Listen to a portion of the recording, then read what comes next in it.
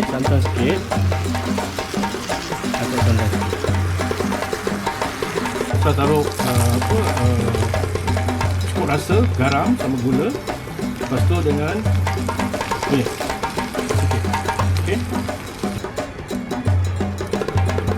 Okay, this is sambal goreng orang Jawa. You can see dia punya colour, texture dia. Awesome, isn't it? Sekarang dah boleh serve. Kalau ni dengan nasi dia kering sikit, let it dry a bit. Lepas tu you serve dengan serunding, dengan apa tu, lontong atau ketupat. Best. Tengok dia punya texture, cantik kan? Okay, inilah sambal goreng orang Jawa. Okay. Hi, good morning guys. Selamat Hari Raya. I pagi-pagi nak kena masak, okay?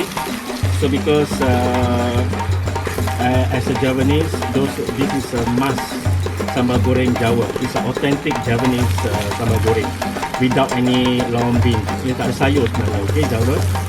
So it was watery. So now I make it dry. You can see the texture, lawa cantik kan? Wow, this is so yummy. So once you dry it kan, once you got dry, so you eat, come along with serunding, lontong ataupun ketupat. Tapi kalau the best you makan dengan lemang. Lemang pula, lepat. Lepat. You know lepat?